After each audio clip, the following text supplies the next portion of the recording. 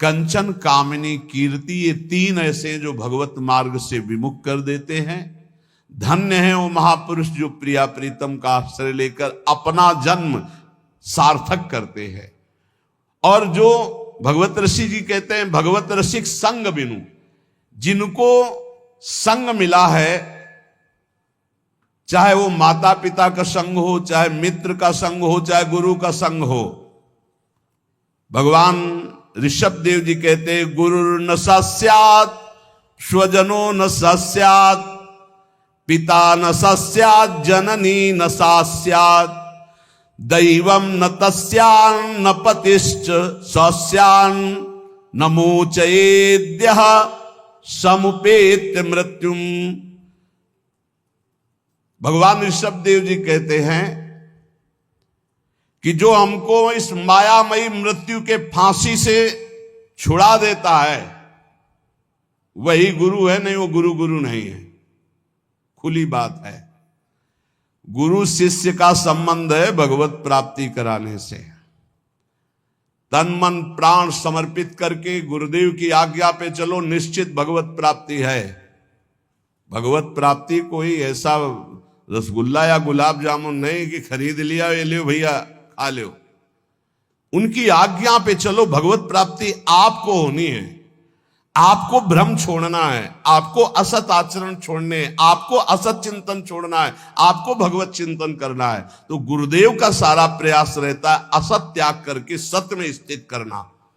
वो गुरु नहीं है जो अपने शिष्य को भगवत भक्ति के रंग में रंग करके मृत्यु रूपी माया रूपी फांसी से न बचा पावे। गुरु नहीं है। वह स्वजन नहीं है जो अपने संबंधी को भगवत नाम जपने का उपदेश न करे। वो पिता नहीं जो अपने पुत्र को भगवत प्राप्ति का उपदेश न करे। वो माता नहीं जो अपने पुत्र को भगवत प्राप्ति का भजन का उपदेश न करे। वो पति नहीं है जो भगवत प्राप्ति का उपदेश न करे, भगवत प्राप्ति का सहयोग न करे। इन सारे संबंधों की एक ही महानता है कि मुझे भजन भगवत प्राप्ति का संयोग बैठा ला जाए और इस जन्म में हम भगवत प्राप्ति कर ले, चाहे वो गुरु हो, चाहे माता हो, चाहे पिता हो, चाहे मित्र हो। भगवत रसिक जी कहते हैं अगर ऐसा संग नहीं है भगवत प्राप्ति का तो सब माया का नाटक है, हमको नहीं इस माया के नाटक में फंसना। देखो भगवत प्राप्ति कैसे होती है। आपने एक जगह मान लिया कि हम सब बात तो टाल सकते हैं, अपने गुरु की बात नहीं टाल सकते। अब माया आपको नहीं परास्त कर पाएगी। बस सब कुछ तो है, हम बड़े नीच हैं, पतित हैं सब, लेकिन अपने गुरुदेव की बात मैं नहीं टाल सकता। इसके लिए मैं विश्व से विलग हो सकता हूं, शरीर छोड़ सकता हूं, प्राण छोड़ सकता हूं, बात जीत गया। और गुरु की बात ऐसी मानी जाती है। वो कह रहे इस समय दोपहर के 12 बजे, जी बिल्कुल धूप खूब चौड़ी है, मूर्ख बना रहा है, चौड़ी धूप है। 4 बजे नहीं महाराज जी आप कह रहे हो 12 बजे है, नहीं समय तो 4 बजे। हाँ महाराज ब्रह्म मुहूर्त का समय है। बड़ी मुंह चपुड़ी बोलते हो तो महाराज, आप बोलोगे दिन तो हम दिन को दिन, आप कहोगे रात तो हमरा, हमको मतलब नहीं दिल है कि रात। आप कह रहे हो दिल है तो हम अपनी आंखों का विश्वास नहीं मानेंगे, हम आपकी बात मानेंगे। तुम्हें जो पसंद वही बात कहेंगे। आप आज्ञा करो, हमारा तन मन प्राण उसी मार्ग में चलेगा जिसकी आपकी आज्ञा है। बस जीत गया। इसी बात का दुरुपयोग होता है, इसी बात का दुरुपयोग होता है। वो गुरु ले जो भगवत प्राप्ति के मार्ग में न चला दे। देखो हम फंसे कहां हैं, बस सूक्ष्मता से समझना। भगवत प्राप्ति किसको होती है और भगवत प्राप्ति किसको नहीं होती, बिल्कुल सरलता से हम आपको समझा रहे। केवल अहंकार ही भगवत प्राप्ति में बाधक है। और उस अहंकार को गुरुदेव उल्टा सीधा दक्षिण बाएं ऊपर नीचे हर जगह से प्रहार करके चकनाचूर करते हैं, पक्का चकनाचूर करते हैं। अब उसको केवल, आप तो कहते थे कल की ऐसा है, आज आप कह रहे हैं ऐसा। ये प्रश्न नहीं होना चाहिए। खड़े हो जाओ जी, खड़े हो गए, बैठ जाओ बैठ जाओ। आज के बाद ऐसा कभी नहीं करेंगे। हाँ करें, ये आज ये लाओ ना। महाराज आप तो कह रहे थे कभी ये नहीं खाने। नहीं जी पाओ, कल हमने कहा था नहीं पाना। महाराज जी आपने आज कहा है कि आज पा लीजिए, पा लिए। आज अभी कहो नहीं तो नहीं। ऐसा जीतता है, ये नहीं कि आपने कल कहा था तो आज ऐसे कह नहीं, वचनम करिष्ये तो में आप जैसा कहे, जीत गया। अहंकार का केवल नाश करने की लीला होती है, अहंकार का नाश। दौड़ो नहीं, खड़े हो जाओ, खड़े बैठ जाओ, बैठ, जब तक हम ना कहें तब तक ये बैठे रहना, उठ के एक कदम में नहीं जाना, हमें वैसे ही बैठे रहे, क्योंकि केवल बात अहंकार की हो रही है। इस अहंकार का मर्दन केवल गुरु कृपा से होता है। और जब देखते ना कि ये तो अहंकार को संभाले हुए, तब फिर वो दुलार करने लगते हैं। अच्छा, तो ऐसे से बहुत घाटा है, गुरुदेव हमें कभी दुलार ना करें, वो सदैव हमारे ऊपर शासन वृत्ति से रहें, उनको कभी ऐसा ना लगने पावे कि अगर हम तो अवहेलना करके हम चले। ये कभी एक साधक कह रहे थे कि हमें सबसे बड़ा दुख तब होता है जब आप विनय पूर्वक कोई बात हमसे कहते हैं, तब लगता है कि आज तक हमारी ऐसी वृत्ति अभी नहीं हो पाई कि गुरुदेव अपना मानकर हमको तू संबोधन करके बात करें। ऐसे बात वो विनय पूर्वक बात करें, मतलब सम्मान पूर्वक। कहीं मेरे अंदर अहंकार है, कहीं मेरी भूख है। बोले बस ये मुझे पसंद नहीं आता जब आप विनय पूर्वक बात, कि मैं आपसे हाथ जोड़कर प्रार्थना करता हूं, आप ऐसा, तब लगता है धिक्कार हमारे जीवन को। अभी तक मेरा अहंकार बकाया रह गया है, अभी तक गुरुदेव अपना नहीं माने, अभी तू कह के संबोधन नहीं करे, रे ऐसा करो। अपनापन तो तब हमें लगता जब ये विनय हट जाती। विनय तो पर से होती है, नहीं नहीं, अभी अभी गुरुदेव अपना नहीं मान। ये अहंकार की गलित वृत्ति में आता है भाव। अहंकार बहुत, यही भगवत प्राप्ति, सिर्फ भगवत प्राप्ति में मुख्य है अहंकार, और इसी की गुफा में रहते हैं काम क्रोध लोभ आदि। इसी का नाश होता है गुरु कृपा से। बस गुरु कृपा को समझना है कि वो तत्काल बदल सकते हैं, तत्काल हर तरह से चकनाचूर करके चुप कौन रस बाड़े जा बोली बोई भारी। ये केवल गुरु से ही होता है, ये हमने जीवन में देखा, केवल गुरु। एक जगह यार इतना रख लो, एक जगह इतना रख लो, वो जैसे चाहे वैसे, बिल्कुल एक जगह उनकी आज्ञा पे हो जाओ। अभी अभी अभी ये अहंकार गलित होना, ये केवल गुरु से गलित होता है। हमने अपने जीवन के अनुभव में देखा, केवल गुरु से गलित होता है अहंकार, किसी साधन से नहीं। गुरु गुरु वही है जो मृत्यु की फांसी से मुझे मुक्त करके भगवत साक्षात्कार करा दे। वही माता, वही पिता, वही संबंधी है। ये शरीर दुखमय विषय भोगों की प्राप्ति के लिए नहीं है। नायम देहो देह भाजाम नृलोके कष्टान कामान नरहते विद्भुजाम ये तपो दिव्यम पुत्र कायेन सत्वम शुद्धे दस्मात् ब्रह्म सौख्यम त्वनंतम। हे पुत्रो, इस मर्त लोक में शरीर जो मिला है मरेगा, नष्ट होगा। इसमें बड़े रोग, बड़े दुख आने वाले हैं। ये विषय भोगों के लिए नहीं मिला है। ये विष्ठा भोजी सूकर कुकर आदि को ये सब सुख प्राप्त है सांसारिक। इस शरीर को दिव्य भजन के द्वारा भगवत प्राप्ति कर लो, इसलिए मिला मानव दे। तपस्या के द्वारा अंतःकरण को शुद्ध करो। तपस्या कौन? जो हमारे अंदर काम क्रोध लोभ आ रहे हैं उनको जो हम चुपचाप सह रहे हैं, ये तपस्या है। इस शरीर को तपो दिव्यम पुत्रकायेन सत्वम शुद्धे दस्मात् ब्रह्म सौख्यम त्वनंतम। तपस्या के द्वारा अंतःकरण पवित्र करके भगवत प्राप्ति करो। तपस्या कौन? जो हम 2 बजे से जग रहे हैं, सब आराम से खा पी के सो रहे हैं, आप जग रहे हैं। अब आपका 10 बजे तक दिनचर्या चल रही है, कुछ थोड़ा सा जलपान, फिर भजन साधन, अपना रात दिन लगे हुए, काम क्रोध आदि शत्रु आ रहे हैं, उनकी जलन सह रहे, ये तपस्या है। ये क्या करेगा? अंतःकरण को पवित्र कर देगा। इस शरीर से अनंत भगवदानंद की प्राप्ति होती है, अनंत भगवदानंद की। शास्त्रों ने बताया है, महत्सेवाम द्वारमाहुर विमुक्ते स्तमो द्वारम योषिताम संग संगम। यदि संत महापुरुषों का संग मिल जाए तो मोक्ष का खुला हुआ द्वार है। और यदि कामी पुरुष का संग मिल जाए, कामिनी में आसक्त, नाना प्रकार के भोगों में आसक्त, तो बोले नरक की सर्टिफिकेट है पक्का। संग से ही उत्तम गति होती है, उस संग से ही निम्न गति की प्राप्ति होती है। महत सेवाम तो द्वार माहुर विमुक्ते, संतों की सेवा, संतों का संग, संतों की आज्ञा का पालन तो मोक्ष पदवी, भगवदानंद।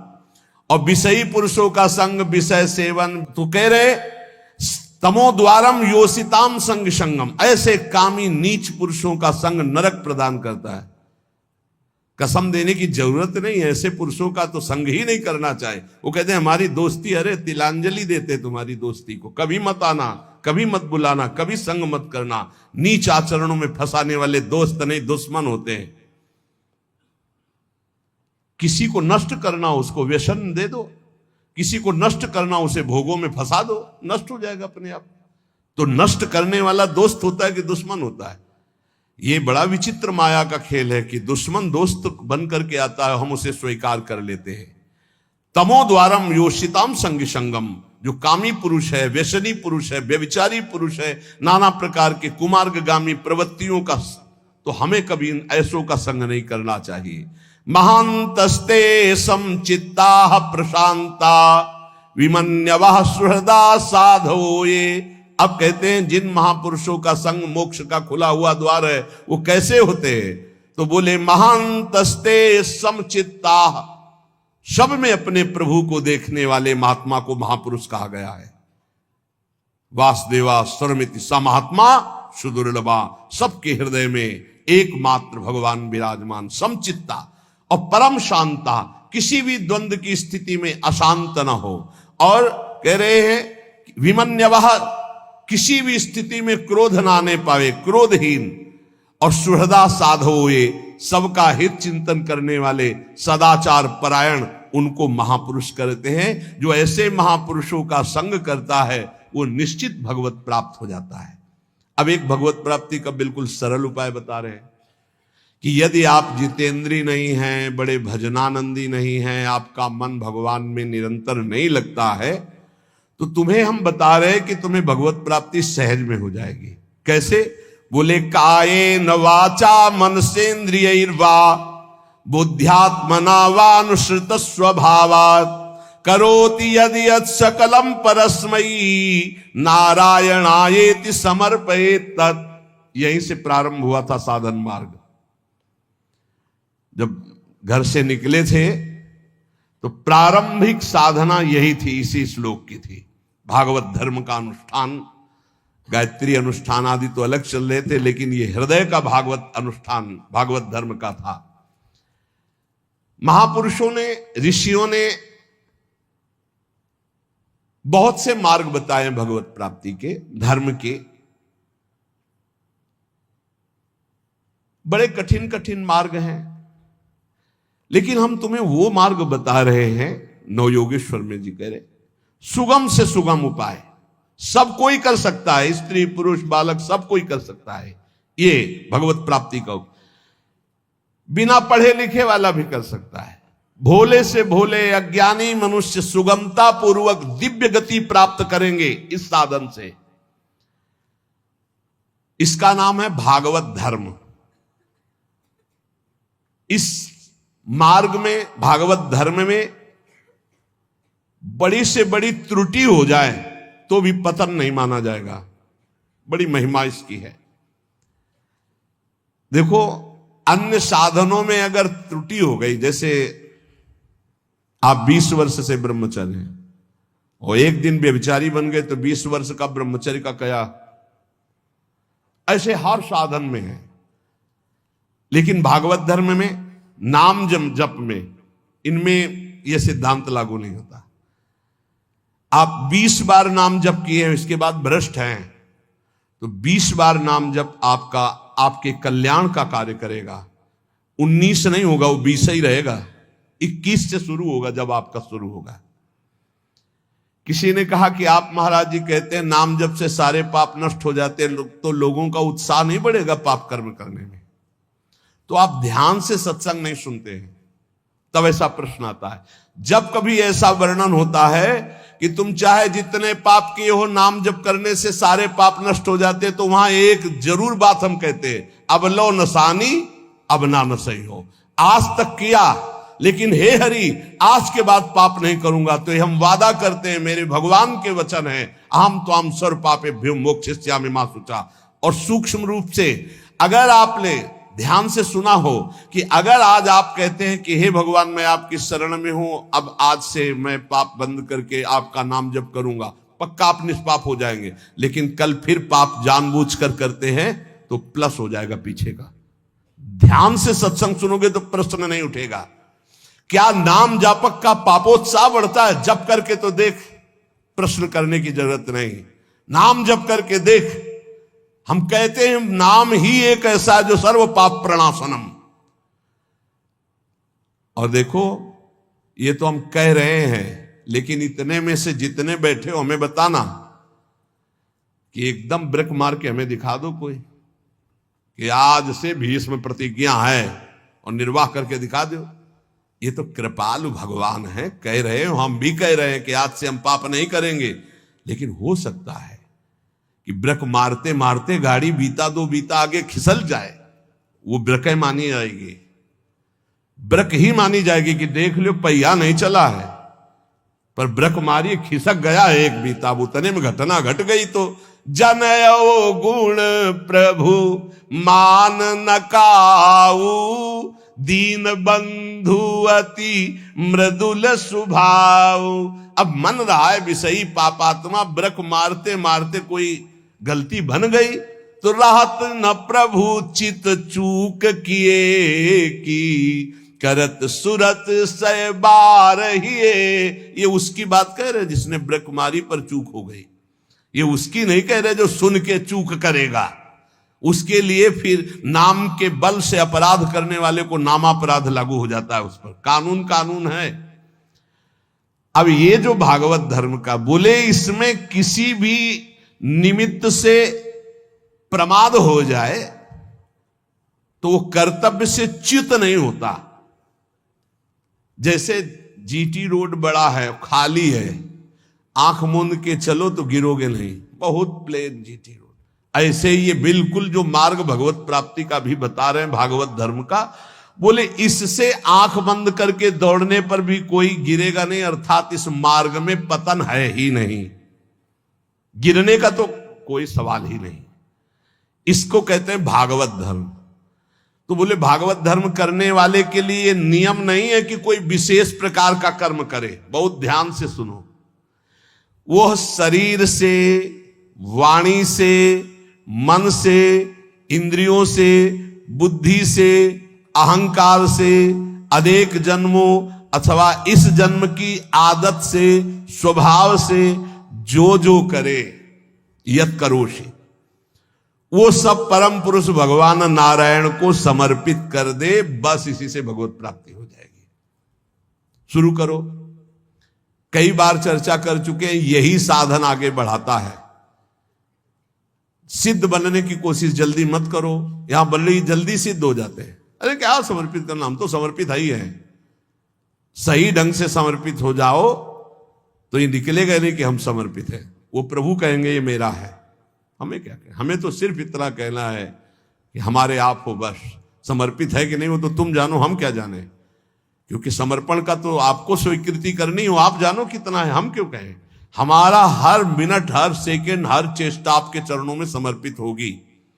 अब यहां देखिए, प्रातः से उठो और एक एक घंटा का समर्पण शुरू करो। अभी बहुत जल्दी साधना के सोपान की ऊंचाई पर आ जाओगे आप, पक्का मान लो। लेकिन वही कर पाएगा जिस पर भगवान की कृपा, जो हम कह रहे हैं। एक एक घंटा का समर्पण, वो भजन हो, नौकरी हो, किसानी हो, खान पान हो, शौच स्नान का समय, जो भी समय आपका गया, फिर से ध्यान से सुन लो, इसमें तर्क मत करना।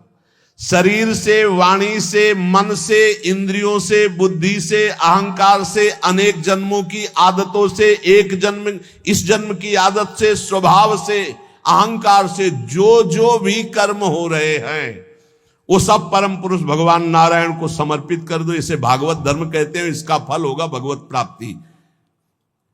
कायेन वाचा मनसेन्द्रियैर्वा बुद्ध्यात्मना वानुश्रुत स्वभावात् करोति यद यद सकलम परस्मयी नारायणायेति समर्पयेत। ये जब घर से भागे थे और गुरु शरण में हुए थे, तब से अनुष्ठान ये प्रारंभ उसी समय से हो गया था, क्योंकि श्रीमद् भागवत की कृपा बचपन से रही। घर में शाम के रोज भागवत की चर्चा, पर जब वैराग्य भाव में आए तो हमका इसका अनुष्ठान होना चाहिए, ये भागवत धर्म है। और बस ये शुरू कर दिया था, एक एक घंटे का शुरू किया था।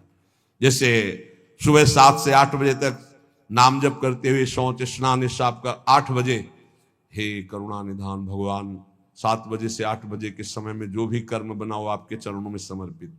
ठीक, अब 8 बजे से 9 बजे तक जो, फिर धीरे धीरे, ये हम आपको बिल्कुल अक्षरशः वैसे बता रहे जैसे किया, धीरे धीरे शयन तक। जब शयन से सुबह उठे तो रात्रि में सोने का जितना समय था, 6 घंटे 5 घंटे 4 घंटे, हे प्रभु आपके चरणों में ये भी समर्पित। अब इसका फल ये हुआ कि कुछ समय बाद हमारे अंदर जलन शुरू हुई और जांच होनी शुरू हुई कि हमारे कर्मों में त्रुटि कौन सी है। उन त्रुटियों का समाधान शुरू हुआ। प्रभु से प्रार्थना, हे प्रभु देखो ये गंदी बात थोड़ी आपको समर्पित होती, देखो मेरे मन में गंदी बात चल रही, मेरे मन में ऐसी बात आ रही। कृपा हुई, जांच शुरू हुई, गंदगी निकालने की प्रार्थना हुई। धीरे धीरे धीरे फिर जब मन तन प्राण अहम ये जब समर्पित हो गए तो फिर बंद हो गया।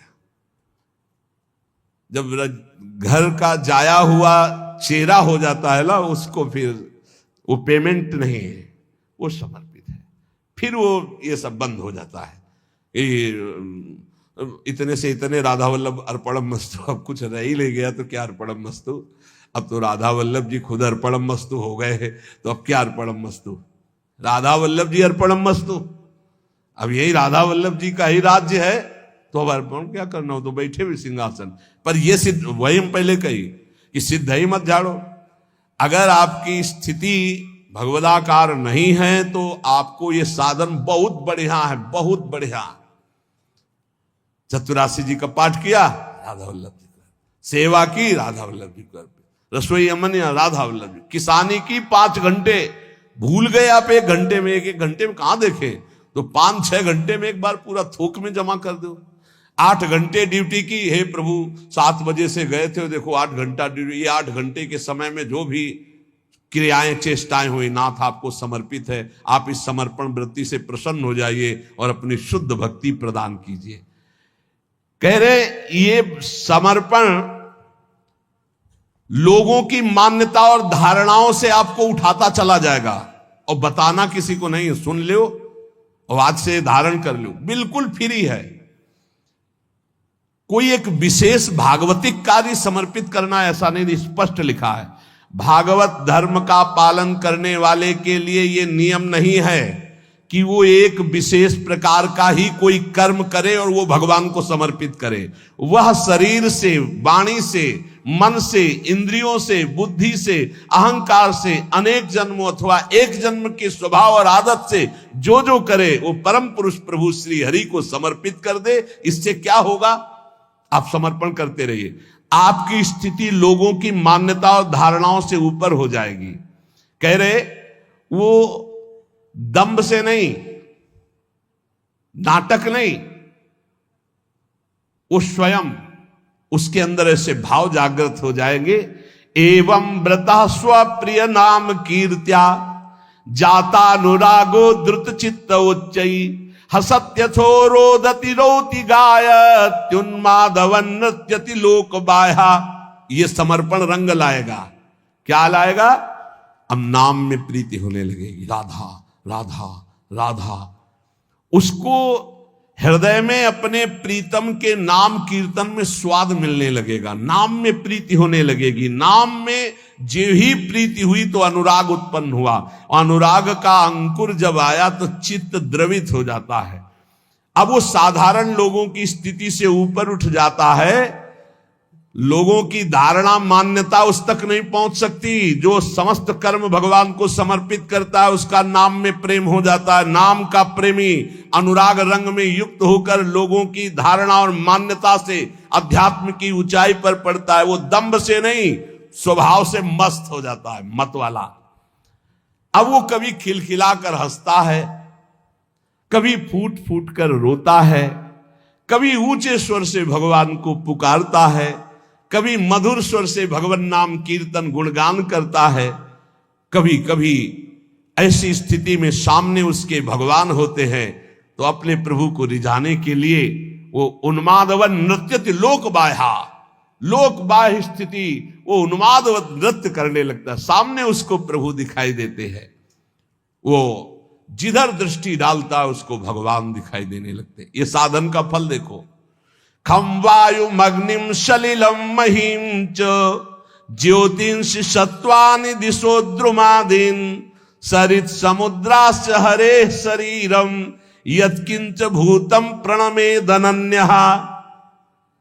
आकाश की तरफ देखता है तो उसे भगवान वायु, अग्नि, जल, पृथ्वी, ग्रह, नक्षत्र, प्राणी, दिशाएं, वृक्ष, वनस्पति, नदी, समुद्र, सब का सब भगवत स्वरूप उसे दिखाई देने, क्योंकि भगवत स्वरूप है। सभी रूपों में अपने आराध्य देव को प्रकट रूप से देखकर, चाहे जल सामने आए तो जल रूप भी भगवान, वायु स्पर्श करे, मेरे भगवान मेरा आलिंगन कर रहे। जिधर दृष्टि जाती भगवान वो अनन्य भाव से भगवत भाव में डूबा हुआ सबको प्रणाम करता है। भक्ति परेशानुभवो विरक्ति रन्यत्र चैष त्रिक एक कालः प्रपद्यमानस्य यथास्नतः स्युस् तुष्टि पुष्टि क्षुद पायोनुघासम। आहा, जैसे भोजन करने वाले को प्रत्येक ग्रास के साथ तुष्टि, पुष्टि, क्षुधा निवृत्ति तीनों एक साथ होते हैं,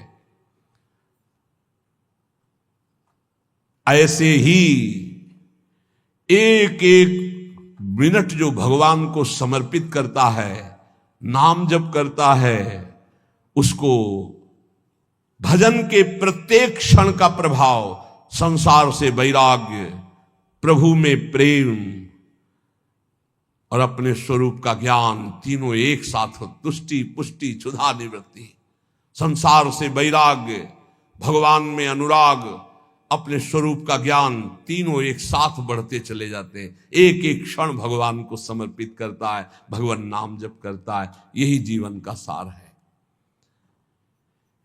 सत्संग का मनन किया जाए, मनन से बहुत जल्दी हृदय पवित्र होता है। रोज जो सत्संग सुनते हो, अगर कई बार इसे सुनो और मनन करो तो बहुत लाभ मिलेगा। सार सत्संग का, जिन प्रभु की तुम शरण में हो, यही अखिल कोटि ब्रह्मांडों के ईश्वरों के भी ईश्वर हैं, कोई अन्य आश्रय लेने की जरूरत नहीं। ऐसे प्रभु हमारी प्रियाजू की प्रेमाधीन है, इसलिए हम सदैव गरजते रहते हैं प्रियाजू के बल से, गोरे चरणारविंद की ठसक से रहते हैं। जिसको ये ठसक प्राप्त करनी है वो एक एक मिनट प्रभु के चरणों में समर्पित कर दे। भूल हो जाए तो जितनी देर भूल हो जाए उस भूल को भी समर्पित कर दे।